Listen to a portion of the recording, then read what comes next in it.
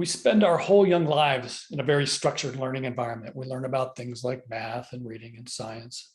And eventually we graduate or leave school, hopefully to find a job where we get to apply all that knowledge. But at that point, are we really done learning?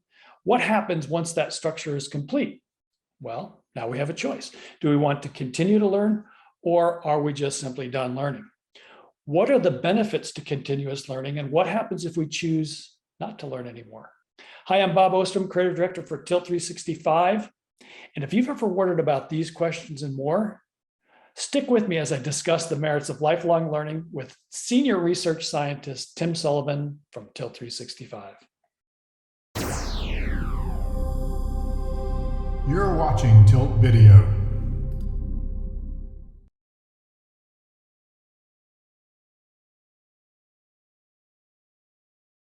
Hey everybody, Bob Ostrom, Creative Director for Tilt 365. And today I am joined by Tim Sullivan, Senior Research Scientist for Tilt 365. Tim, thanks for joining me today. Thank you, Bob. I've really been looking forward to our interview. Yeah, me too. And so today we're going to be looking at lifelong learning, one of my favorite topics, and I hope yours too. Absolutely. Yeah. Lifelong learning is very, very important. And some people refer to it as continuous learning. So the two are pretty much interchangeable. A couple of things that distinguish it from more traditional learning is that it generally is learning that takes place outside of a classroom. And the other aspect is that there's no external person pushing the individual to learn the material. It's purely curiosity's sake.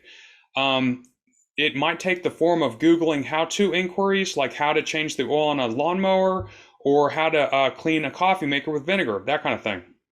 Yeah, that's great. I have a good story about changing the oil on a lawnmower, but that's for another time.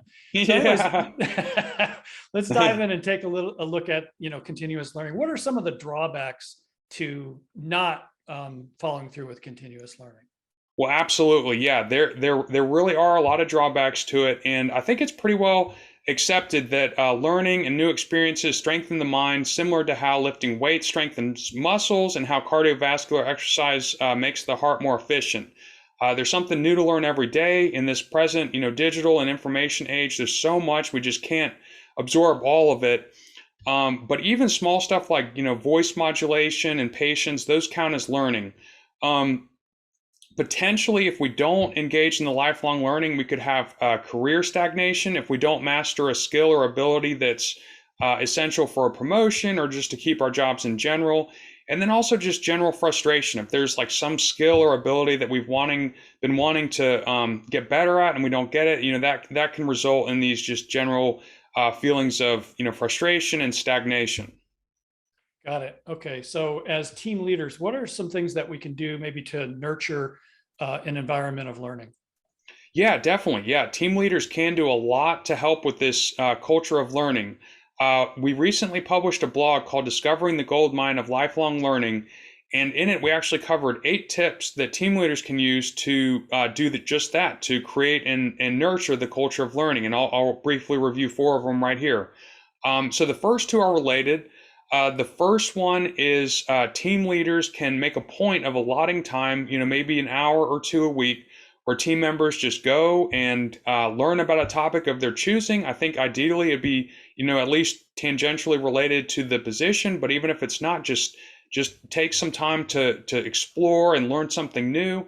And then the second one that's related is, team leaders once or twice a month, they can get everyone together on the team. And each person can share the 1 or 2 most interesting, useful, or relevant tidbits of information that they uncovered in their self-exploration journey that month. The third thing is that when team leaders are constructing new learning material, it's very important for them to remember to keep it exciting and engaging to the learners.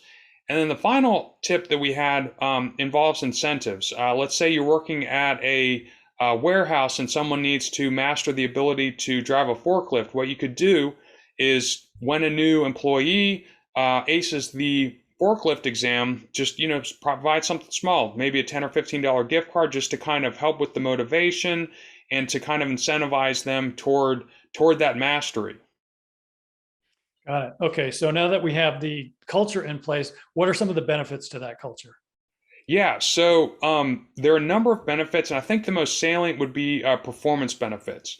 If your team knows significantly more than other teams in your organization or teams in competing organizations, it's probably just a matter of time before they're going to be outperforming those others. And the other thing is that we're going to make mistakes. And the important thing is that when we do make those mistakes, we reflect and decide, what was it that contributed to the suboptimal outcome, and what can I do so that the same thing doesn't happen again in the future. And then the final aspect is that, if you're making an effort to get better and better at your position and to know more and more and to have better and better abilities, you're going to have better confidence in yourself. And then if your team members are doing the same thing, you're going to have increased confidence in their abilities. And I think ultimately that will help with, team cohesion and team performance. Excellent. So let's talk about retention. This is one that I struggle with, right? So, I start to learn something, it goes in one ear, comes right back out the other ear. How do we improve retention when we're talking about, learning or continuous learning, I should say? Exactly. I hear you 100%. I'm the same way. That just as you said, there's so much information, and a lot of it, yes, it goes in one ear and out the other. But there are steps that we can take to retain more and more of what we come across. The first is motivation. And going back to the example of the forklift driver, if someone doesn't need to know that for their job or for their promotion or that kind of thing, they're a lot less likely to really put in a lot of effort to mastering that skill. So motivation is key. Another thing is practice. Most in-demand skills are not something you can just read about in a book and boom, you're an expert at it. If this were the case, we could just read a book on basketball and be inducted in the NBA, that kind of thing. So it's not the case. We do need to practice new material in our everyday lives. And then the last thing that I'll mention is that team leaders can make a point of assessing how well their team members understand new content. They can do this explicitly by just saying, how much of this did you understand? What do we need to do to help you get to the point where you're proficient with this, that kind of thing. Or just like no stakes quizzes where they just, quiz them and, no pressure, just to get a sense of where the team is with the new material. Excellent. Right. So I know that at Tilt, we really tend to focus on the value of lifelong learning. And I'm wondering if you could just talk a little bit about some of the things that we do to assist people's quest for learning. Yes. So like you said, at Tilt, we are very aware of lifelong learning. We think it's super valuable. And some of the main things we strive to help people achieve are self-understanding and understanding of those around us. Our True Tilt personality profile and the positive influence predictor both help people understand themselves better. And the TAP, the team agility predictor, is similar to the PIP in the sense that it's a 360-degree feedback tool, but instead of the target being an individual, the target is a team. So the assessments all provide reports, and they can really shed a lot of light into the personal understanding, the personal awareness, and then awareness of others, team cohesion. And in the case of the TTP, there are pretty extensive e-learning modules that can really help people fully comprehend, the content in the report and to really be able to retain it long term. And then finally, we provide a lot of courses in our learning management system that do similar things, that they help people understand the courses. We have our certification courses for all three of the assessments, the TTP, the PIP, and the TAP.